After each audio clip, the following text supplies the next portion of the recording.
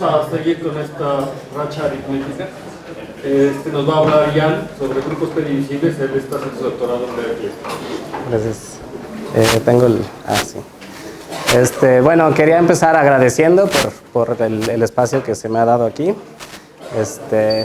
Y bueno, también les quería mencionar, mi plática va a ser un poco difusa, prefiero darles como varios pincelados de varias cosas en lugar de decirles algo muy concreto para que se den una idea de lo que son los grupos predivisibles. Y mi punto de mi plática es convencerlos que son unos objetos interesantes y que han sido importantes en... ¿Okay? La primera vez que se introducieron los grupos predivisibles, bueno, la primera vez que se estudió intensamente los grupos predivisibles fue Tate, justo hace 50 años, en un artículo de 1967. Y bueno, vamos a hablar de cómo han formado parte de varias historias muy interesantes. Entonces voy a empezar con una historia conocida, que ya nos habló un poco Victoria. Empezamos con un campo K en característica P y una curva elíptica, y sí, podemos tomar un L distinto de la característica. Y entonces podemos empezar a considerar los puntos de torsión, los puntos de torsión de una curva elíptica en una cerradura algebraica, ¿no? Y sabemos que como grupos se van a ver de esta forma, ¿no? ¿Qué son estos puntos de torsión? Son los puntos que al tomar la multiplicación por L nos dan 0, ¿no? Y esta familia forma un sistema inductivo con inclusiones. Si un punto es matado por L, también lo va a matar L cuadrada, y también forma un sistema proyectivo dado por multiplicación por L, ¿no? Si algo se moría con L cuadrada, cuando lo multipliques por L, se va a morir por L, ¿no? Y si acumulamos toda esta información, tenemos esta cosa que llamamos el módulo de Tate, que sabemos que como grupo es no canónicamente isomorfo a los heládicos, bueno, a dos copias de los heládicos, ¿no? Entonces, si mantenemos la información, si nuestro campo no era algebraicamente cerrado, esto nos va a dar una representación del grupo de Galois de este campo, ¿no? Ahora, ¿qué pasa cuando tomamos el caso cuando L es igual a P? Pues, para empezar, en nuestra curva elíptica, el homomorfismo de multiplicar por P ya no es separable. Y eso nos va a tener como consecuencia que los puntos de torsión pierdan mucha información, ¿no? De hecho, si tenemos una curva ordinaria, de hecho, bueno, es la definición de una curva ordinaria, lo que vamos a obtener es que el módulo de Tate solo va a tener dimensión 1, y si tenemos una curva supersingular, que también puede suceder, básicamente este módulo de Tate no nos va a dar ninguna información, ¿no? Perdimos todo. Y uno se puede preguntar dónde quedó mi módulo de Tate, ¿no? ¿Dónde quedaron esas dimensiones? Y la respuesta nos la da la teoría de los esquemas, ¿no? Entonces, si en lugar de considerar puntos de torsión, lo que hacemos es considerar esquemas de torsión, que como lo definimos de nuevo la multiplicación por Ln y solo tomamos el kernel a nivel de funtores, ¿no? Ese va a seguir siendo un funtor. Tener que, bueno, estos funtores van a ser representables, y además el orden de estos grupos va a tener L2 a la n sin importar si P es igual a L o no, ¿no? Cuando nos vamos al mundo de esquemas, seguimos manteniendo esta información, ¿no? Ahora, ¿cómo reinterpretamos lo que estaba sucediendo antes? La forma de reinterpretarlo en el lenguaje de esquemas es decir que los grupos de torsión, cuando L es distinto de P, simplemente van a ser etales, por lo cual toda la información que tenían estos grupos de torsión pueden ser capturadas a nivel de puntos, y cuando L es igual a P, lo que va a suceder es que no van a ser etales, y entonces vas a tener información infinitesimal perdiéndose ahí, ¿no? Que justo los puntos no recuperan, ¿no? Sino que vas a tener que tomar puntos gordos o puntos infinitesimales para ver esa información. Bueno, entonces vamos a dar la definición.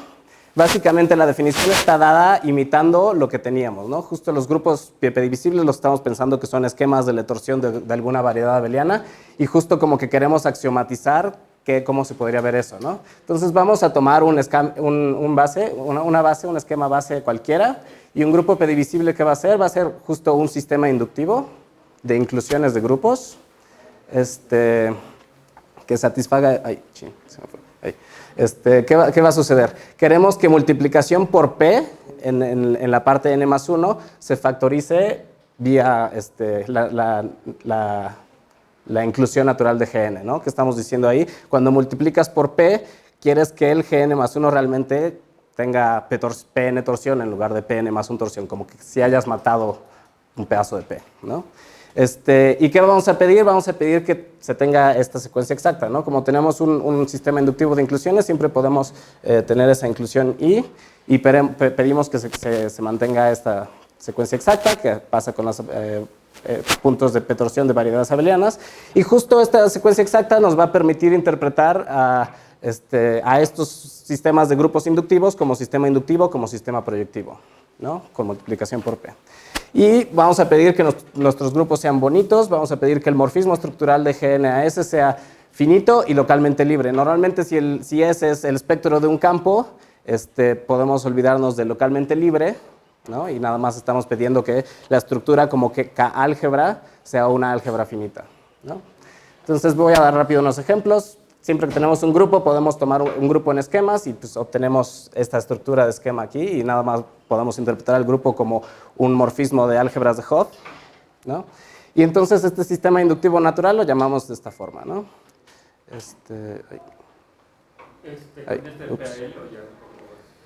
Sí, a partir de ahora todo P es igual a L. Okay. Que es el caso más interesante, es donde realmente uno empieza a ver a los grupos P divisibles actuando, ¿no? Otro caso son las raíces de la unidad. En cada pedazo como funtor lo defino como en R. Simplemente estoy tomando los puntos de Pn torsión del grupo multiplicativo del anillo, ¿no? Este tipo de grupo lo llamamos de tipo multiplicativo. Si ese es un anillo, el espectro de un anillo así se ve y bueno, si no tienes que hacer algo más con gavillas, pero también lo podemos describir la estructura de esta forma, ¿no? Y por supuesto, lo que queríamos recuperar son los esquemas de P torsión de una variedad abeliana, también van a ser grupos P divisibles, ¿no? Entonces, en esta diapositiva voy a recoleccionar varias construcciones e invariantes que voy a necesitar para el resto de la plática.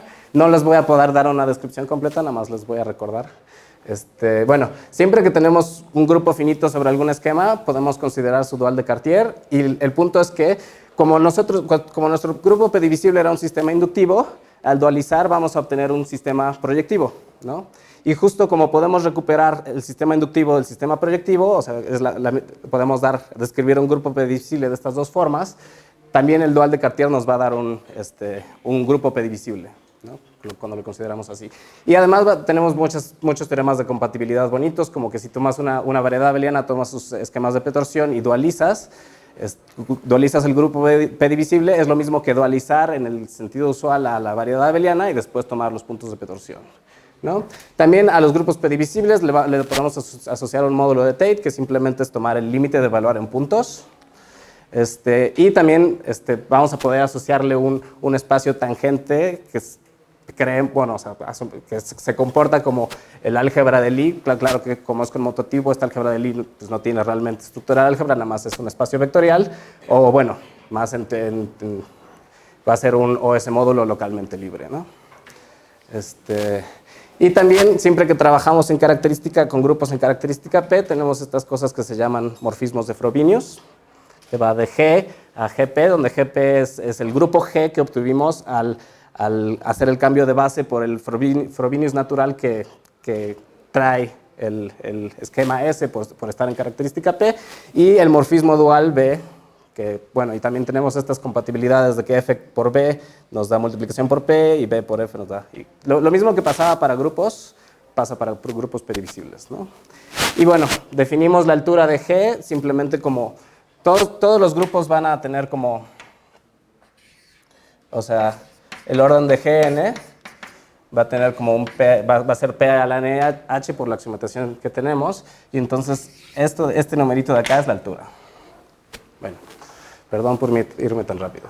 Me gustaría hablar aquí por qué nos interesa o por qué le ha interesado históricamente a la comunidad matemática. Nos interesa para estudiar variedades abelianas.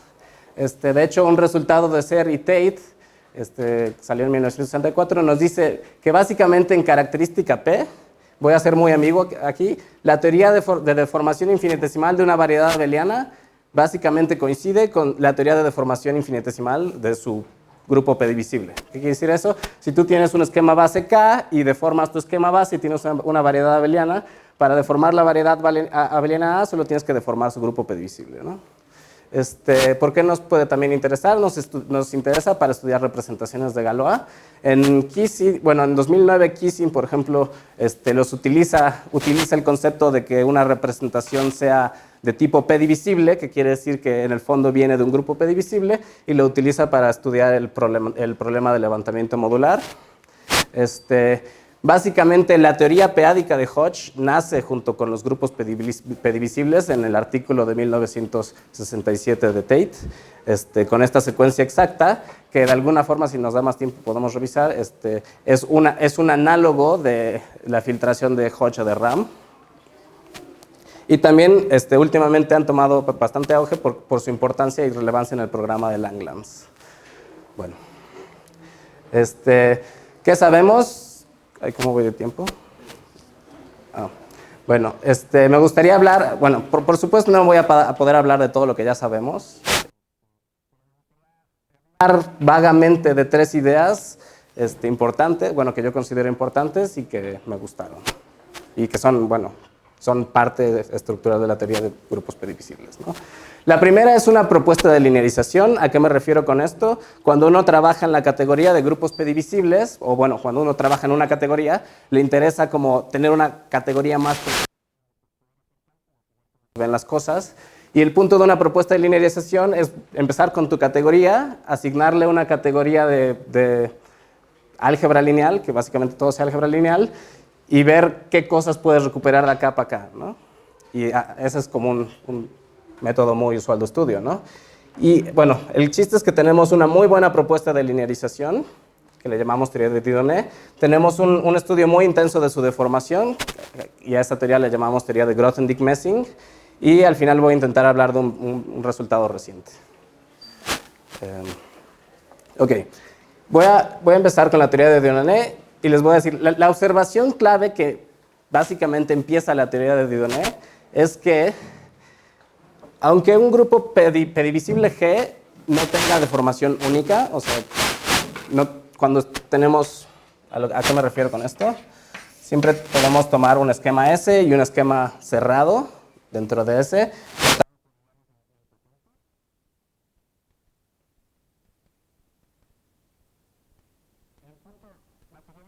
Deformación, empiezo con un grupo G0 sobre S0 y quiero buscar un grupo G sobre S tal que obtenga G0 tal cual como cambio de base, ¿no?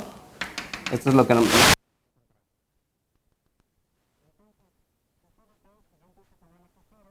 Y tengo un G0, no hay forma canónica de levantarlo, ¿no? Pero lo que observaron es que existe esta invariante que uno le puede asociar, que es la extensión universal, que aquí, de acá es como el grupo que uno obtiene de tomar un fibrado vectorial sobre OS, ¿no? Y tenemos este otro grupo, tenemos una secuencia exacta de grupos, y la observación clave es que este pedazo de acá sí se puede levantar canónicamente, ¿no? En todo el sitio cristalino.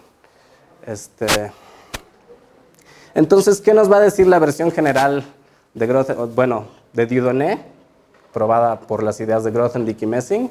Lo que nos va a dar es un funtor.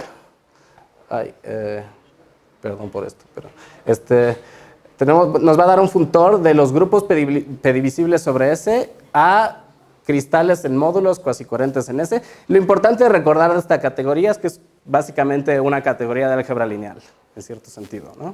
O sea, sí tienes que trabajar sobre un sitio de Grothendieck y cosas así, pero finalmente es álgebra lineal.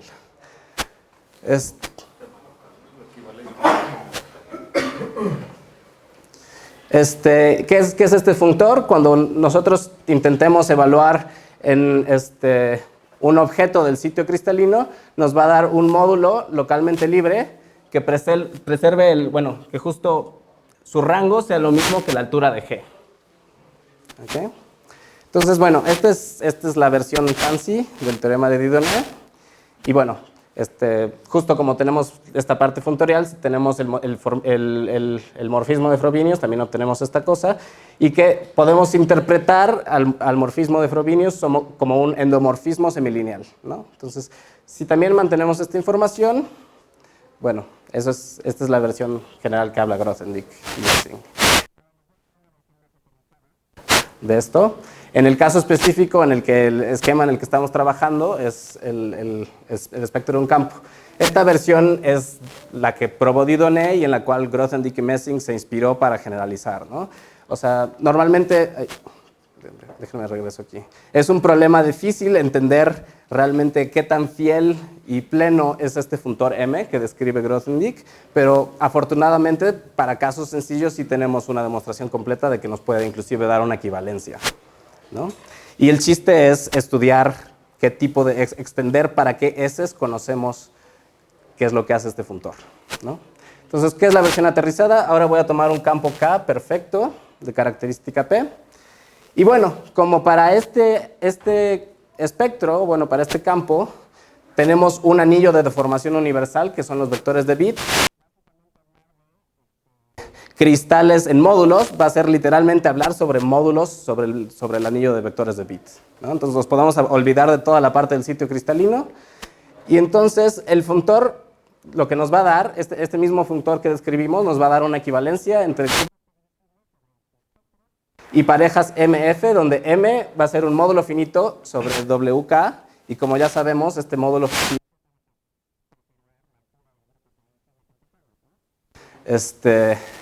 y también obtenemos el endomorfismo semilineal de Frobenius.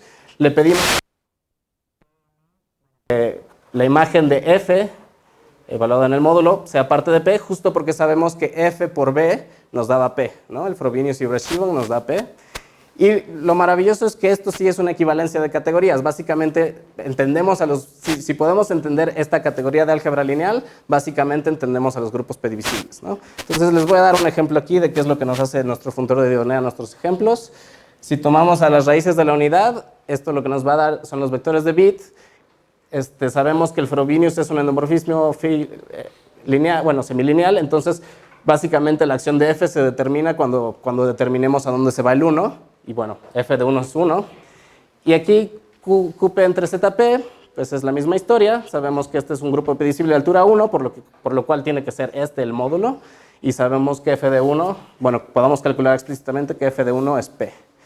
Entonces, bueno, esta consecuencia rápida, pero que podíamos sacar de otra forma, podemos deducir que los homomorfismos del grupo P divisible de QP entre ZP a ese otro grupo tiene que ser 0, porque si hacemos las cuentas es lo mismo que, no sé, ubicar de los vectores de bit el Frobenius cuando actúa como P, pero Frobenius es un automorfismo y pues la multiplicación por P, pues como este es un anillo de DVR, de evaluación discreta, sabemos que le está cambiando el orden, ¿no? Entonces, bueno. En otros esquemas S, esto no pasa. Hay muchos homomorfismos de QP entre ZP a MUP infinito, y es muy interesante entender cuándo sucede eso. Y está muy relacionado con la teoría p-ádica de Hodge, entender ese caso. Bueno, ¿qué nos dice? ¿Cómo de tiempo? ¿Qué nos dice la teoría de Grothendieck-Messing? Básicamente nos dice cómo deformar. Si nosotros teníamos el problema resuelto para un S0, Grothendieck el problema en términos de álgebra lineal para cualquier deformación de S0, ¿no? Entonces, ¿cuál es el punto? Tomamos la secuencia exacta y pues nos damos cuenta que recuperar a G es lo mismo que tener a EG y recuperar a BG, ¿no? Si tenemos BG y tenemos a este güey, perdón, obtenemos a este de vuelta, ¿no? Y lo que se dieron cuenta es que encontrar vectores de grupos dentro de este grupo, que este grupo EG de alguna forma es el alma del grupo P divisible, y todas estas proyecciones son como las proyecciones que uno ve, ¿no? Las distintas formas que uno ve de EG. Y entonces para recuperar las formas, lo único que tienes que buscar son grupos vectoriales que se encajen acá, y eso de nuevo es un problema de álgebra lineal, ¿no? Entonces, ¿qué nos va a decir la teoría de Grothendieck-Messing? Ambiguamente, básicamente que la teoría de la deformación de G coincide con la deformación de esta filtración, ¿no? Voy a ser muy ambiguo, si quieren algo más concreto, pregúntenme después. De hecho, utilizando estas herramientas se puede demostrar el caso de deformaciones de variedades abelianas de Serre-Tate, que les había comentado antes. ¿Cuál es la segunda idea? Bueno, la segunda idea clave, además de encontrar esta secuencia exacta para establecer la teoría de Grothendieck-Messing es construir una muy buena teoría de exponenciales, ¿no? Tipo a la Lie. Queremos reproducir lo que teníamos con grupos de Lie, pero en este nuevo contexto. Entonces ahí se fue mucho del trabajo de lo que hacen Grothendieck y Messing. Bueno, les voy a dar aquí rápido un ejemplo. Si tenemos el grupo P divisible mu P infinito, podemos calcular que entonces, para deformar un isomorfismo, lo único que puedes hacer es obtener simplemente el isomorfismo. ¿Y qué es lo que nos va a dar eso como conclusión? Que el grupo P divisible mu P infinito sí se deforma canónicamente, ¿no? Porque justo la filtración se tiene que deformar canónicamente.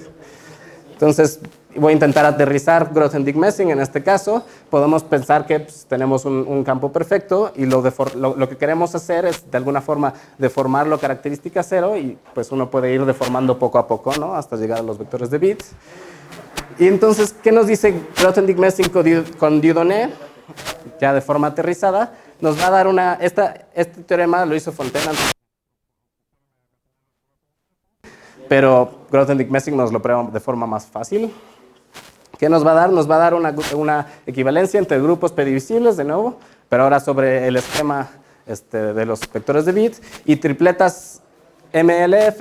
Este M y este F son exactamente los mismos, nada más agregamos un L, que corresponde a la filtración de álgebra lineal que obtuvimos. Entonces, mismas condiciones que teníamos antes, pero ahora le pedimos L como una filtración, ¿no? Y le pedimos esta condición de que L entre PL sea lo mismo que M entre FM, que quiere decir que cuando nos regresemos al esquema de aquí, básicamente regresemos a la filtración original que nos habían dado para nuestro grupo P divisible, ¿no? ¿Y cuál es el punto? Grothendieck-Messing en este caso, de nuevo nos dice, tenemos álgebra lineal, lo único que le agregaste es una filtración, ¿no? Ahora, voy a hablar muy rápido de un resultado reciente que no tiene, bueno, sí tiene que ver, pero es complicado explicar qué tiene que ver con lo demás. Pero, bueno, cuando empezamos con otra cosa que podemos considerar es un campo p-ádico algebraicamente cerrado completo, que de alguna forma nosotros pensamos que es un análogo de los números complejos, ¿no? Pero a nivel p-ádico. Y entonces uno puede tomar su anillo de enteros. Ahí. Y bueno, les voy a hablar de la historia que les estaba contando de la secuencia exacta que descubrió Tate. Tate descubre esta secuencia exacta que se puede reinterpretar si pensamos que el I de G, si pensamos que G, el grupo predicible G, en el fondo es una variedad abeliana, nosotros sabemos que el I de G es el dual del I de G es el H0 de los diferenciales y que el I de la variedad abeliana dual es el H1 de la gavilla estructural. Y si pensamos que el módulo de Tate es como un tipo de grupo fundamental, ¿no? Entonces uno puede pensar que aquí tenemos H1 de Betti, que cuando lo pasamos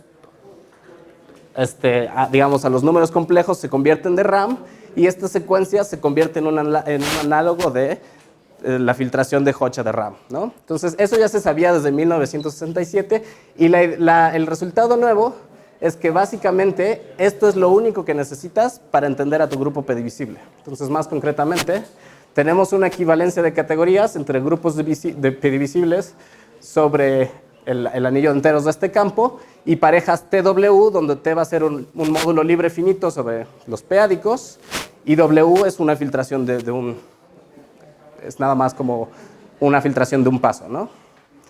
Entonces, ¿por qué es relevante este resultado? Porque nos permite atacar los casos ramificados, la clasificación de grupos P-divisibles de casos ramificados, y por su similitud con el caso clásico de Riemann con filtraciones de Hodge. Gracias.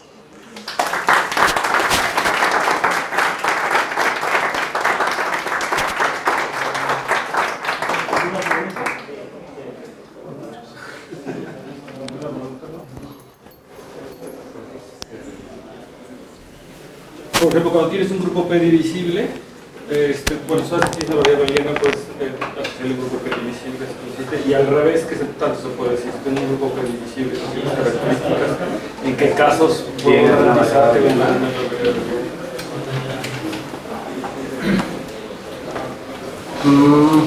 Eso sí lo sé. Hay muchos grupos P divisibles que no vienen de variedades abelianas. Y de hecho el punto es que también los grupos perivisibles, o sea, de hecho cualquier representación de Galois lo puedes reinterpretar, hay una forma natural, de hecho puedes encajar las representaciones de Galois de, no sé, cualquier esquema, o bueno, un campo si quieres, del grupo de Galois, las representaciones las puedes reinterpretar como grupos perivisibles. Entonces hay muchísimos grupos perivisibles que la verdad no sé qué condiciones uno podría esperar para que haya una verdad. Pero creo que sí es una pregunta interesante, no me había preguntado antes. Digamos, ¿esto es parte de tu tesis? No es parte de mi tesis, pero es algo que mi asesor me pidió que aprendiera para empezar a leer otra cosa que tampoco encontré para mi tesis. Pero en algún momento te damos un tema que no tiene nada que ver con ninguna de las dos. Espero que se lo pase. Pero sí, como había mencionado, mi asesor trabaja en programa de Langas y los grupos perivisibles son relevantes en esa parte. Todavía no sé por qué son relevantes para el programa de Langas, pero estoy intentando. ¿Sugo? ¿Sugo? Gracias. ¿Alguna otra pregunta?